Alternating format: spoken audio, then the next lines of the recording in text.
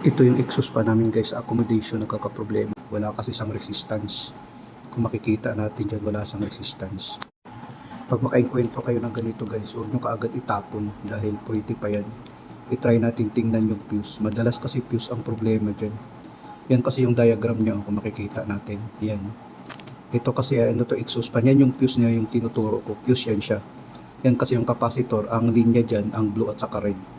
Tapos ang black at saka gray, yan na yung 220 volts. White at saka gray naman, 127 volts. Gumagamit tayo ng 220 volts. Gray at saka black, yan ang ano guys, ang 220 volts natin. Pag i-couple mo siya, red at saka blue ang ating line. So bali yung fuse, yung tinanggal ko yung fuse, yan na yung fuse niya guys. So nakikita natin. Yun lang ang kailangan na tanggalin guys. Tapos dahil wala tayong available na fuse, ating i-short na lang. Tapos pinapaano ko sa assistant ko para malagyan ng cable tie na maliit. Pinapaano ko sa kanya, pinapatanggal ko sa kanya para ma-short natin kung saan nakakabit yung fuse. Tapos splicing natin guys, yan siya. Dinirect ko na lang kasi wala kasing available na fuse. Yan ang remedy or solution dyan guys para magamit siya ulit. Pagkatapos niyan, kinunan ko ng resistance. So meron na siyang resistance kung nakikita natin. Naka times 10 yan siya. Makikita natin. Tapos nilagay ko sa times 1, may resistance pa rin kung nakikita natin. Pinapaano ko sa sa assistant ko. Kuna ng resistance. So kung makikita natin, mayroon pa rin siyang resistance. Yan kung makikita natin, mayroon pa rin palo ang needle. Mataas ang resistance niya. So ibig sabihin, pwede na yung magamit guys.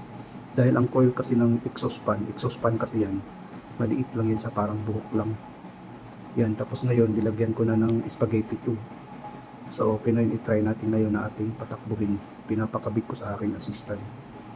Yan, kinabit niya yung wire para matry natin. Lagyan ng power, tapos kunan natin ng ampere guys. Yan kung makikita natin, dahil maliit na ang value ng kanyang ampere, hindi umabot ng 1 ampere, makikita natin. So yan ay okay yan. Okay yan siya. Tapos sa kabila naman, tingnan natin, 0.0 ampere lang. So okay na yan siya guys. Exhaust fan kasi yan sa sa CR doon sa accommodation namin, pinapaayos dito. Dinala dito ng labor para ayusin.